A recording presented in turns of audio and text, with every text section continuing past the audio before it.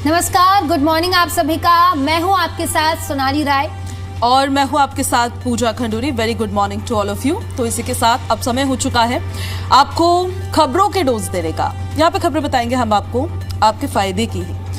खबर को खबर की तरह नहीं सोनाली, हम बोलचाल के तरीके से अपने दर्शकों तक पहुंचाने की कोशिश करेंगे। रेडियो और टीवी के एक गजब से कॉम्बिनेशन में आपको बताने की कोशिश करेंगे। एक अनोखा लहजा होगा, एक अलग अंदाज होगा, जहां आपको खबर सुनाएंगे भी और साथ ही खबर हम आपको दिखाने भी वाले हैं। वो खबरें आप ही की गलियों से लेकर आपके दिन भर तक की कहानी को बयां करेगी। पल पल के हलचल के साथ यहाँ पर हर खबर आपके मतलब की होगी। तो चलिए शुरू करते हैं।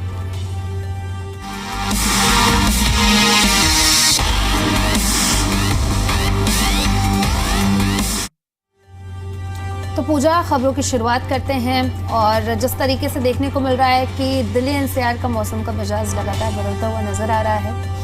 अब तेजी से बदलता हुआ दिख रहा है। पिछले दिनों की जिस तरीके से बारिश देखने को मिली थी और अब मौसम थोड़ा सही नजर आ रहा है, क्योंकि अब ज्यादा ठंड भी नहीं है और ज्यादा ये अच्छा वाला मौसम होता है ना। बिल्कुल, जैसा मौसम हर कोई चाहता है ना कि ऐसा मौसम रहे कि सुबह शाम ठंड रहे, दिन में थोड़ी धूप रहे, वैसे ही अब नजर आ रहा है। और ठंड भी कहीं ना कहीं बाय बाय बोलती हुई नजर आने लगी है। शुरुआत के साथ ही फरवरी शुरुआत के साथ ही राजधानी में गर्मी ने रफ्तार पकड़ ली। 9 फरवरी को दिल्ली का अधिकतम तापमान जो था वो 26 डिग्री सेल्सियस के पार पहुंच गया, जबकि मौसम विभाग के अनुसार 15 फरवरी तक पारा 27 डिग्री सेल्सियस तक जा सकता है। अब तेज धूप, हल्की हवाएं और साफ आसमान ये साफ संकेत दे रहे हैं कि अब सर्दी की वापसी के आसार नहीं है। तो जिन लोगों को सर्दियां पसंद नहीं है उनके लिए तो ये अच्छी खबर है, लेकिन अब जिन्हें नहीं पसंद है उनके लिए थोड़ी बुरी खबर भी है, क्योंकि अब आसार नहीं है कि वापस गर्मी आ रही है। आप सोचिए इतनी जल्दी अगर गर्मी आ जाएगी तो गर्मियों के टाइम पे क्या हालात होंगे। उस वक्त कितनी ज्यादा गर्मी होगी और कैसे झेलेंगे हम उस चिलचिलाती हुई गर्मी को। बिल्कुल सही कहा पूजा आपने। जिस तरीके से चिलचिलाती हुई गर्मियों का एहसास अब मुझे लगता है कि मार्च अप्रैल तक होने लगेगी, क्योंकि अभी से जो तापमान है, जो पारा है वो चढ़ने लगा है। तो बाद में क्या ही होगा ये तो दिल्ली एनसीआर वाले समझ ही सकते हैं, क्योंकि लास्ट ईयर भी ऐसे ही कुछ देखने को मिला था और शायद लास्ट ईयर से ज्यादा गर्मी इस बार हमें झेलनी पड़ सकती है। और अभी तो कुछ बारिश के भी आसार नजर नहीं आ रहे हैं। कोई ऐसी प्रेडिक्शंस भी सामने नहीं आ रही है कि थोड़ा ऐसे लगे कि मौसम थोड़ा खुशनुमा सा रहे। लेकिन फिलहाल सुबह और शाम के वक्त में अभी हल्की सी ठंड महसूस हो रही है, लेकिन दिन में तो भाई जब जाते हैं हम उस समय बड़ी गर्मी महसूस होती है।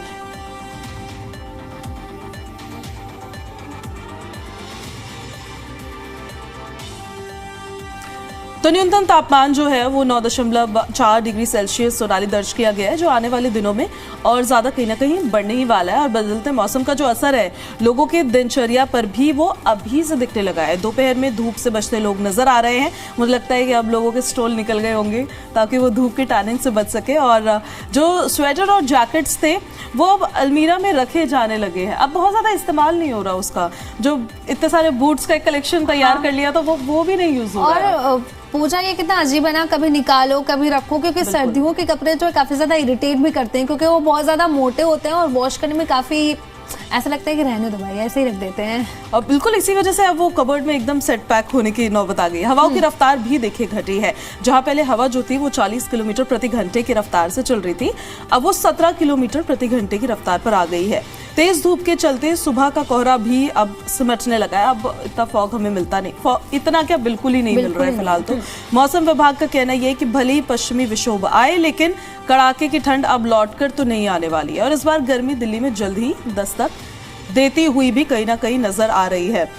लेकिन ये मौसम थोड़ा बीमार कर देने वाला भी होता है कहीं ना कहीं सोनाली, क्योंकि आपको सुबह शाम तो ठंड महसूस हो रही, बहुत ज्यादा नहीं लेकिन ठंड महसूस हो रही है, और आपको दिन के वक्त में गर्मी महसूस हो रही है। तो ऐसे में लोग ना बड़ी लापरवाही बरतने लग जाते हैं। तो लापरवाही देखिए बिल्कुल नहीं बरतती। आपको थोड़ी सी गर्मी लग जाए कोई दिक्कत नहीं है, लेकिन अगर ठंड लग जाएगी तो फिर बस फिर 3-4 दिन आप कोल्ड एंड फ्लू में ही परेशान होते रह जाएंगे। अब पूजा, जो लोग सुबह के समय से बाहर निकलते हैं जैसे कि हम, तो उस वक्त जैकेट या लेयरिंग करके हम आते हैं, लेकिन जब दोपहर के समय घर जाने का वक्त होता है तो काफी गर्मी होती है। वो जैकेट हाथ पे होता है, फिर वो हाथ पे होता है। हाँ, कल मेरे साथ भी ऐसे हुआ। जब मैं यहाँ से वापस लौट रही थी बहुत ज्यादा गर्मी लग रही थी।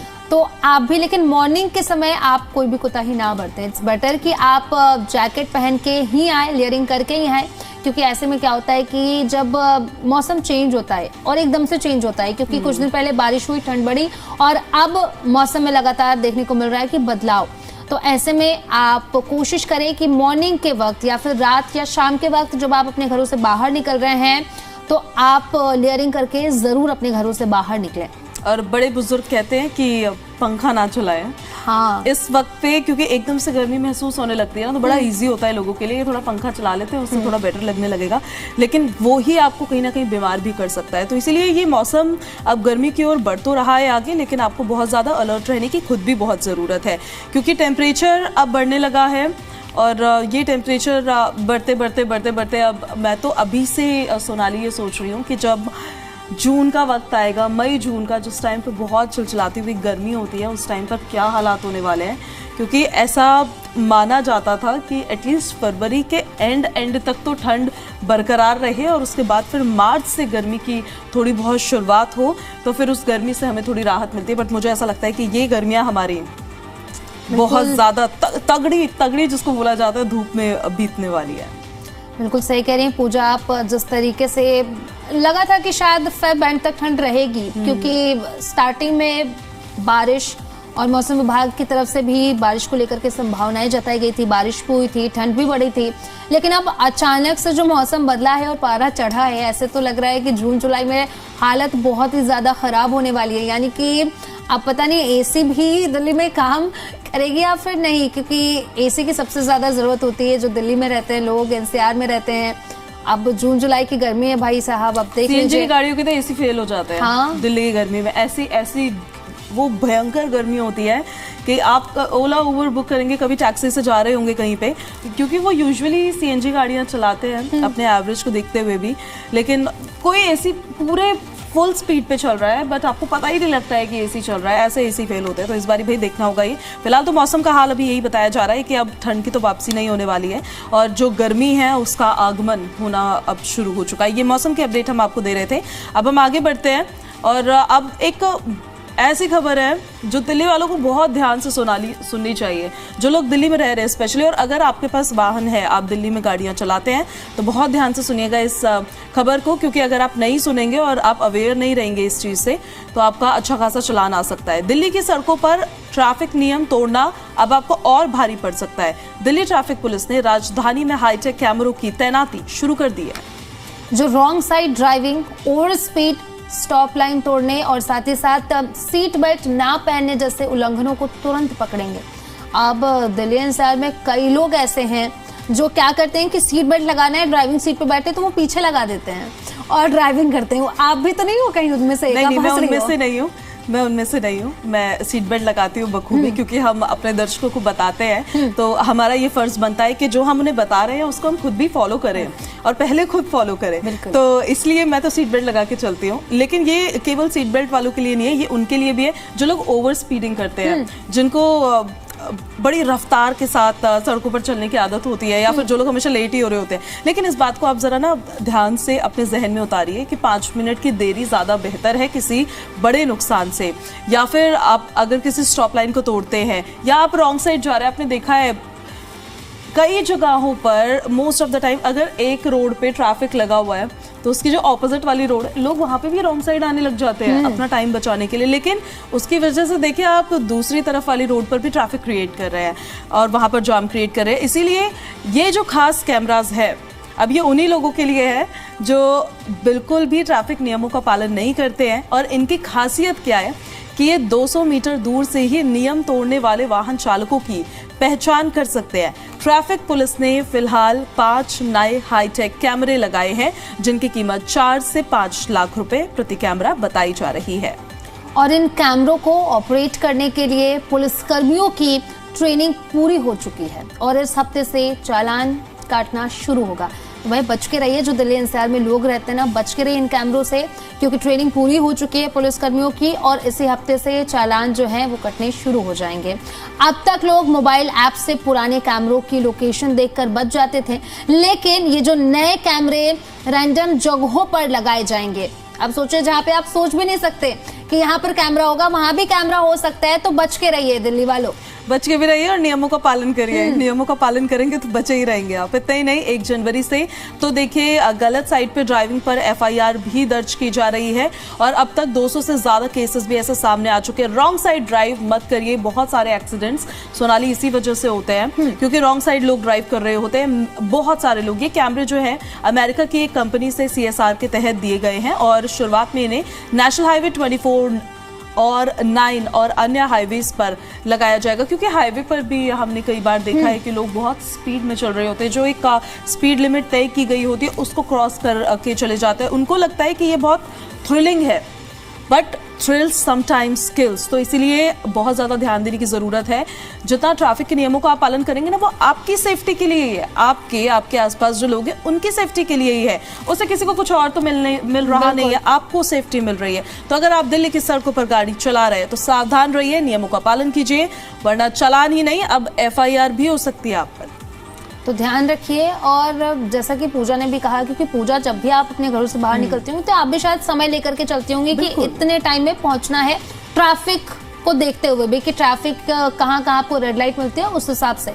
तो आप भी कोशिश करिए कि रेड लाइट आप देख ले कि कितने रेड लाइट्स हैं, कितने मिनट का वेट टाइम है और उस हिसाब से आप अपने घरों से बाहर निकलें। रॉन्ग साइड पे बिल्कुल भी ना चले क्योंकि खतरनाक है, हो सकता है कि आगे से कोई वाहन आ रहा हो, एक्सीडेंट हो जाए, जान भी जा सकती है। तो इट्स बेटर कि आप आराम से चले, रॉन्ग साइड का इस्तेमाल मत करें और ओवर स्पीडिंग से बचे क्योंकि कई ऐसे दुर्घटनाएं सामने, हादसे सामने आते हैं जहां पर ओवर स्पीडिंग में जब आप चल रहे होते हैं और एक्सीडेंट होता है तो बचने के चांसेस जो होते हैं बहुत कम होते हैं। तो कुछ नहीं करना है आपको, सिर्फ नियमों का पालन करना है जो आपकी ही सेफ्टी और सिक्योरिटी के लिए है। बाकी देखिए, हम आपको बताते हैं कि आप जी दिल्ली NCR हरियाणा के साथ कैसे जुड़ सकते हैं, आपकी समस्याओं को कैसे रिजॉल्व किया जा सकता है। ये खबरें हम इसलिए दिखाते हैं ताकि आप अपने दिन भर की आसपास आपकी जो भी चीज़ें चल रही है उससे अपडेटेड रहें। लेकिन जी दिल्ली NCR हरियाणा ये भी आपसे कहता है कि आप अपनी समस्याओं को हमारे साथ शेयर कर सकते हैं। हमारा जो सोशल मीडिया प्लेटफॉर्म है, वेदर वो ट्विटर का हो, इंस्टाग्राम का हो, फेसबुक का हो या यूट्यूब का हो, उसमें जो हम रील्स अपलोड करते हैं उस पर आप #दिल्लीवाला-रेडियो-TV लिखेंगे और अपने इशू को लिखेंगे तो उससे हमें पता लग पाएगा कि आपका इशू क्या है और उसको कैसे रिजॉल्व किया जाना चाहिए। तो हमारे जो सोशल मीडिया हैंडल से उसके जरिए आप हमसे कनेक्ट कर सकते हैं। जी दिल्ली NCR हरियाणा न्यूज यानी ZDNH न्यूज के जरिए आप हमसे कनेक्ट कर सकते हैं। आप सोनाली के सोशल मीडिया प्लेटफॉर्म हैंडल के जरिए कनेक्ट कर सकते हैं। @SonaliRay29 पर जाकर आप उनकी जो रील्स हैं उन पर कमेंट कर सकते हैं। #दिल्लीवाला-रेडियो-TV लेकिन आपको लिखना होगा। आप मेरे सोशल मीडिया हैंडल से कनेक्ट कर सकते हैं। @खंडूरी-पूजा पर जाकर जो तमाम रील्स है उस पर जाकर कमेंट कर सकते हैं और वहां पर जाकर #दिल्लीवाला-रेडियो-TV लिखेंगे। आप बताएंगे हमें कि आपका क्या इशू है तो उस इशू पर काम किया जाएगा, फिर उसको रिजॉल्व करने की कोशिश की जाएगी। तो अगर आपकी कोई भी समस्या है, आप चाहते हैं कि इस शो में हम आपकी किसी टॉपिक पर डिस्कस करें तो हम नेक्स्ट डे ही करेंगे। आपको बस करना क्या है, #दिल्लीवाला-रेडियो-TV सर्च करना है, वहां पर जाकर आपको कमेंट करना है और जैसे ही वो कमेंट हम पढ़ेंगे उसके नेक्स्ट डे ही हम इस शो में आपके उस टॉपिक पर, उस विषय पर जरूर चर्चा करेंगे। बिल्कुल, we will work on that. और अब हम आपको जरा ये बता देते हैं, दिल्ली में ट्रैफिक एक बहुत बड़ा इशू है सोनाली, और अगर आप दिल्ली के जनकपुरी इलाके से रोज गुजरते हैं तो ये खबर आपके लिए है, फिर बहुत जरूरी है, ध्यान से सुनिए। जनकपुरी के जो जोगिंदर सिंह मार्ग है वहां पर कुछ दिनों के लिए ट्रैफिक की रफ्तार थम सकती है। दरअसल इस सड़क पर दिल्ली जल बोर्ड यानी कि DJB की ओर से खुदाई का काम चल रहा है और इसी वजह से दिल्ली ट्रैफिक पुलिस ने ट्रैफिक एडवाइजरी जारी की है। एडवाइजरी के मुताबिक 9 फरवरी 2026 से 1 हफ्ते तक सड़क के कुछ हिस्से बंद रहेंगे और आसपास की सड़कों पर डाइवर्जन किया गया है। ट्रैफिक पुलिस ने लोगों को सलाह दी है कि घर से निकलने से पहले ट्रैफिक की स्थिति जरूर जांच लें और जाम से बचने के लिए थोड़ा अतिरिक्त समय निकालकर अपने घरों से चलें।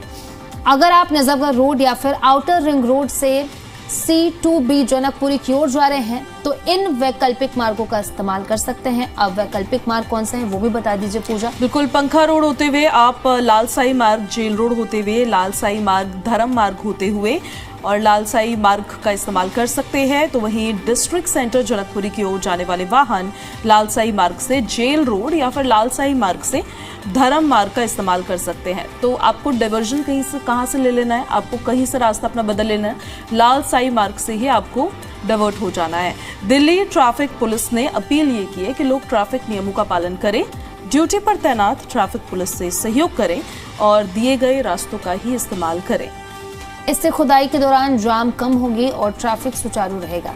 तो अगर आप अपने घरों से बाहर निकल रहे हैं और इन रास्तों का इस्तेमाल कर रहे हैं तो एक बार ट्रैफिक आप जरूर देख लें। एक बार आप गूगल मैप पे जा सकते हैं या फिर जो एक्स का ऑफिशियल अकाउंट है दिल्ली ट्रैफिक पुलिस का, उस पर जाकर के आप चेक कर सकते हैं और उसके बाद ही आप अपने घरों से बाहर निकलें।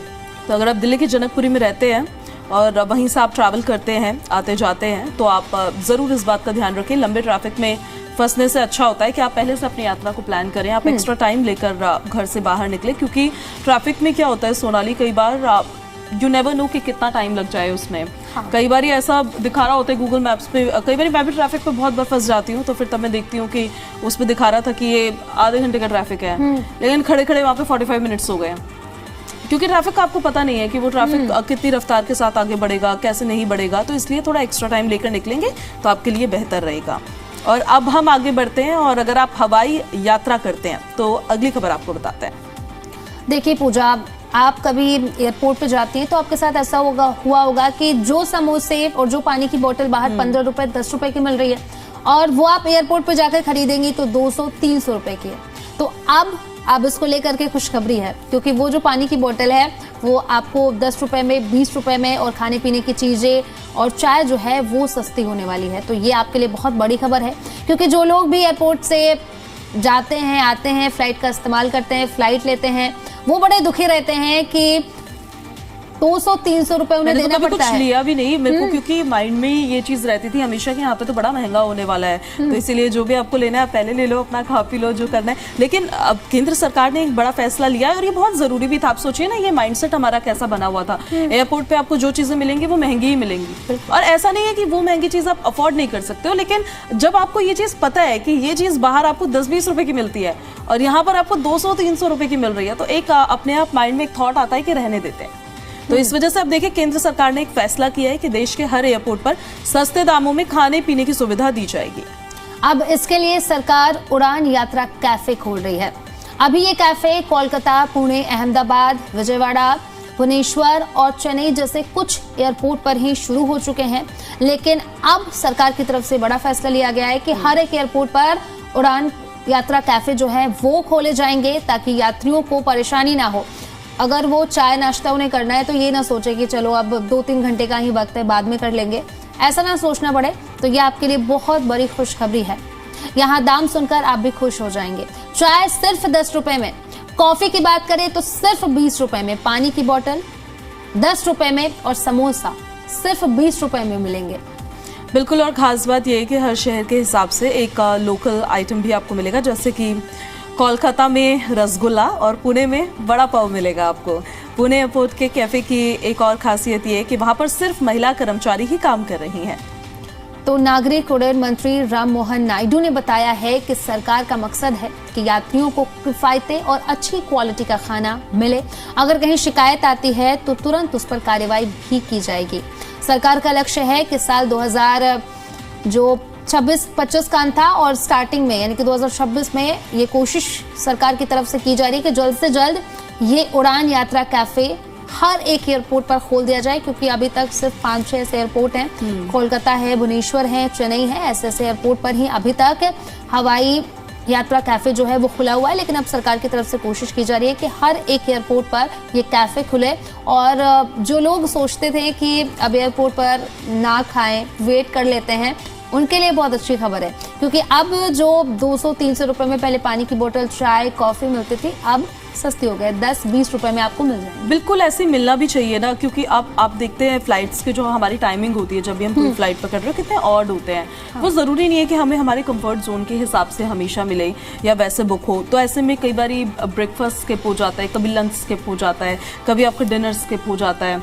और कुछ ऐसे भी लोग होते हैं जो जैसे डायबिटिक पेशेंट्स है फॉर एग्जाम्पल, और अगर वो अपने तय समय पर हम आप जैसे लोग अगर एक समय पर खाना ना भी खाए और 4-5 घंटा डिले भी कर ले तो भी हम पे उतना फर्क नहीं पड़ेगा।